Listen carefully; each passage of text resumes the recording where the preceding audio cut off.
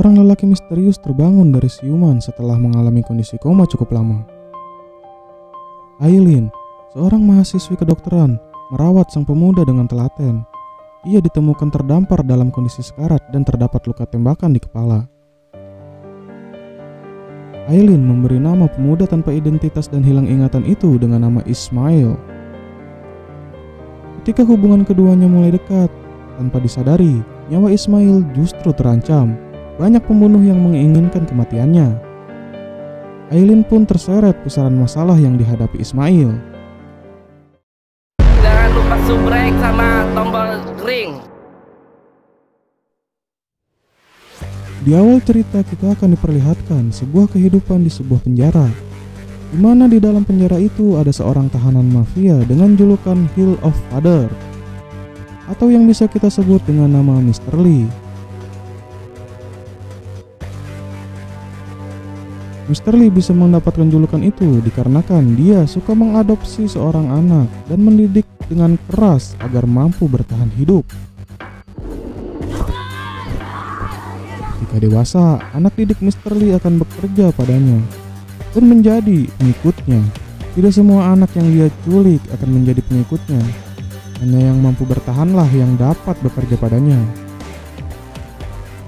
Isel, kepala tahanan, sempat menanyakan di mana keberadaan anak-anak itu. Mr. Lee hanya terdiam dan menunggu para tahanan beraksi. Ternyata dia sudah merencanakan pelarian dirinya dari tahanan itu.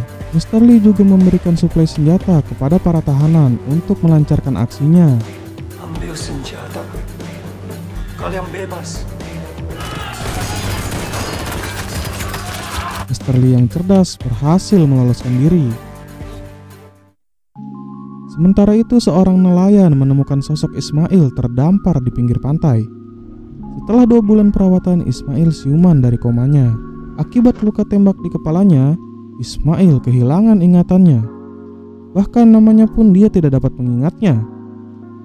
Nama itu dia dapat dari Aileen yang merawatnya selama ini.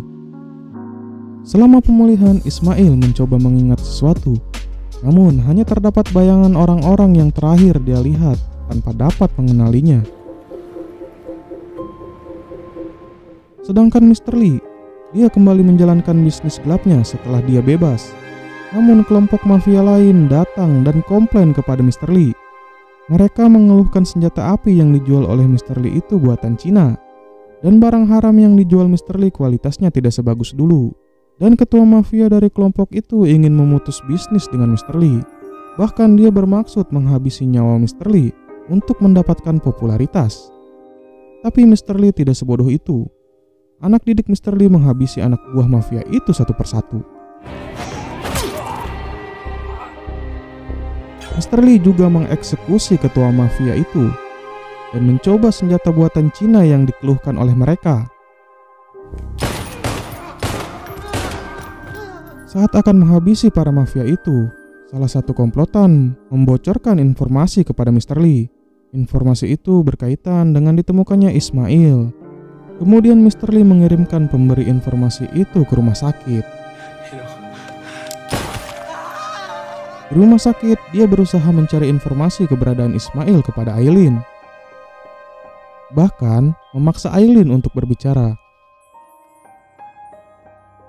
Kemudian datanglah Ismail untuk menyelamatkan Aileen. Namun orang itu berusaha menyerang Ismail. Usahanya sia-sia, dia pun melarikan diri. Karena keselamatannya dan juga fasilitas yang kurang mendukung untuk mengeluarkan serpihan yang masih tertinggal di dalam pala Ismail, Aileen mencoba mengajak Ismail ke Jakarta karena fasilitas di sana lebih lengkap, dan juga Aileen memang harus kembali ke Jakarta. Namun Ismail tidak bisa ikut dengan Aileen dikarenakan dia ingin mencari tahu siapa dirinya yang sebenarnya. Aileen lalu memberikan ponsel kepada Ismail dengan maksud bisa berkomunikasi ketika sesuatu terjadi. Namun saat di perjalanan, bus Aileen diikuti oleh anak buah Mr. Lee. Mereka mencari keberadaan Abdi, nama sesungguhnya dari Ismail. Aileen mencoba menghubungi Ismail, tapi anak buah Mr. Lee menghabisi semua penumpang itu. Hanya ada satu anak kecil yang selamat. Ketika para mafia kejam akan menuntaskan semuanya, Aileen menyerahkan diri. Mereka menanyakan keberadaan Abdi kepada Aileen.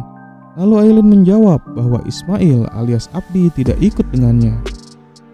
Ismail yang mendapat telepon dari Aileen segera mencari bus yang membawanya. Ismail hanya menemukan kacamata yang biasa Aileen pakai dan mengira bahwa Aileen sudah tiada. Padahal itu adalah jasad orang lain. Kemudian para mafia itu datang kembali untuk memusnahkan barang bukti dengan cara membakarnya. Namun mereka terkejut ketika melihat Ismail berada di dalam bus. Perkelahian pun terjadi.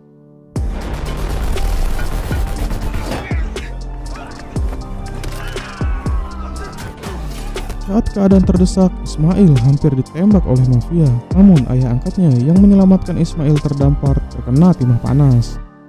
Tak berselang lama, polisi pun datang.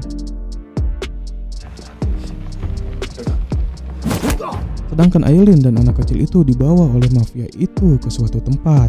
Sementara itu, Ismail diinterogasi oleh kepolisian untuk dimintai keterangan.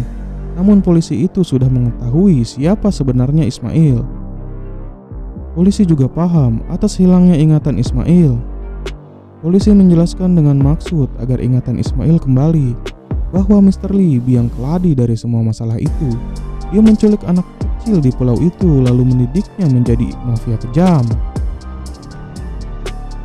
Namun di tengah ceritanya, ada yang menyabotase kantor polisi itu. Benar saja, anak buah Mr. Lee kembali datang untuk menghabisi Ismail. Namun usahanya tidak berhasil. Tak sampai di situ, saat akan menuju pintu keluar, Ismail masih harus melewati rintangan. Ismail berhasil mengalahkan si botak, tapi masih ada botak yang lain. Dan mereka pun lanjut berantem part 2.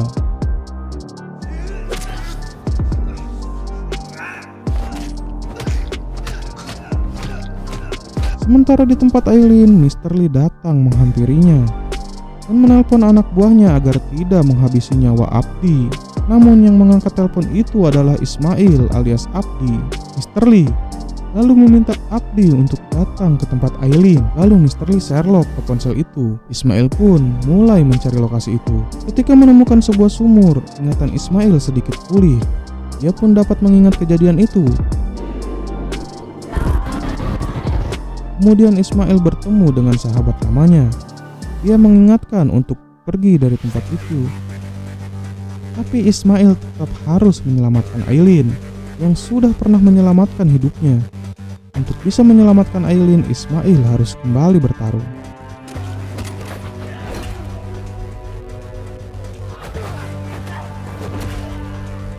Namun setelah terpukul, tiba-tiba dia berhenti menyerang dan berjalan meninggalkan Ismail.